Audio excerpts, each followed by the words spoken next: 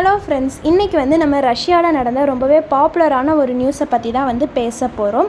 So இந்த news வந்து பாதி பேருக்கு தெரிஞ்சிருக்கும். ஸோ தெரியாதவங்களுக்காக நான் டீட்டெயில் எக்ஸ்ப்ளனேஷன் வந்து கொடுக்க போகிறேன். ஸோ தமாரா ஸ்னாம்ஸ்னோவா இவங்க வந்து 25 ஏப்ரல் 1947 பிறந்திருக்காங்க. இவங்க ஒரு கொலைக்காரவங்கன்னு சொன்னால் நீங்கள் நம்புவீங்களா? இவங்க பார்க்குறதுக்கு இன்னோசென்ட்டாக தான் இருக்காங்க. பட் ஆனால் இவங்க 23 பேரை வந்து கொலை பண்ணியிருக்காங்க.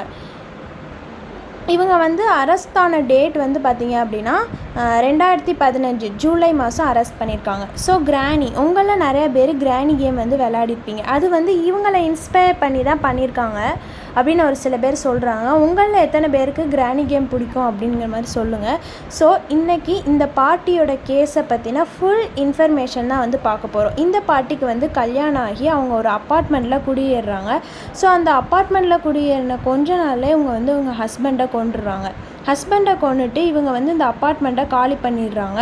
ஸோ காலி பண்ணிவிட்டு இதை வேறு ஒருத்தவங்க கிட்ட இந்த அப்பார்ட்மெண்ட்டை கொடுத்துட்றாங்க. நிறைய பேருக்கு இவங்க மேலே தான் டவுட் வருது. பட் ஆனால் இவங்க வந்து அதை பற்றி எனக்கு எதுவுமே தெரியாது அப்படிங்கிற மாதிரி சொல்கிறாங்க. இவங்க வந்து ஒருத்தவங்களுக்கு ஒரு இவங்களோட அப்பார்ட்மெண்ட்டை வாடகைக்கு விட்டுருக்காங்கல்ல, அவங்களுக்கும் இவங்களுக்கும் கொஞ்சம் வாக்குவாதம் மாதிரி நடக்குது. ஸோ அந்த வாக்குவாதத்தில் கோவப்பட்டு இவங்க வந்து அந்த வாக்குவாதம் பண்ணார்ல ஒருத்தர், அவரை வந்து கொன்னுட்டாங்க. ஸோ அப்பையும் நிறையா பீப்புளுக்கு இவங்க மேலே சந்தேகம் வந்திருக்கு. ஸோ அப்பையும் இவங்க வந்து டவுட் பட்டு கேட்கும்போது இவங்க என்ன சொல்கிறாங்கன்னா, எனக்கு அதை பற்றி எதுவுமே எனக்கு தெரியாது அப்படிங்கிற மாதிரி சொல்கிறாங்க. அப்புறம் கொஞ்ச நாள் கழித்து இவங்க வேறு அப்பார்ட்மெண்ட்டில் குடியேற போயிடுறாங்க. அங்கே வந்து இவங்களுக்கு வந்து வேலண்டினா அப்படிங்கிற ஒரு ஃப்ரெண்டு கிடைக்கிறாங்க. ஸோ இவங்களும் வேலண்டினாவும் ரொம்பவே பெஸ்ட்டு ஃப்ரெண்ட்.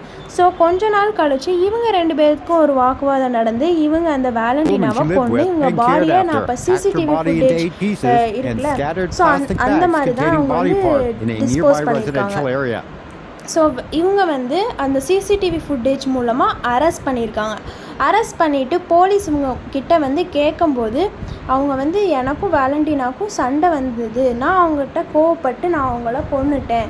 ஸோ எதுக்காக கொன்னேன் அப்படின்னா, நான் வந்து அவங்கள வந்து சின்ன சின்ன துண்டுகளாக நறுக்கி அவங்கள வந்து நான் வந்து சாப்பிட்டேன். நான் இது வரைக்கும் நான் யார்கிட்டையும் மாட்டினது கிடையாது. பட் ஆனால் இந்த சிசிடிவி ஃபுட்டேஜ் வந்து என்னைய மாட்டி கொடுத்துருச்சு. நான் எதுக்காக பண்ணேன் அப்படின்னா, நான் வந்து ரொம்பவே பாப்புலர் ஆகணும் அப்படிங்கிறதுக்காக தான் இந்த கொலையை பண்ணேன். அவங்க வந்து அந்த பாட்டியோட உடம்பை சின்ன சின்னதாக சேலட் மாதிரி பண்ணியிருக்காங்க. ஏன் அப்படின்னா, அந்த மனுஷனோட கறி வந்து சேலட்டுக்கு வந்து ஒத்து போகும், அது ரொம்பவே புளிப்பான டேஸ்ட் இருக்கிறதுனால சேலட்டுக்கு ஒத்து போகும் அப்படிங்கிற மாதிரி சொல்லியிருக்காங்க. ஸோ அவங்க வந்து இன்னும் வரைக்கும் அவங்க ஒரு மென்டல் அப்படின்னு நினச்சி அவங்களுக்கு இன்னும் வரைக்கும் ட்ரீட்மெண்ட் தான் கொடுத்துட்ருக்காங்க.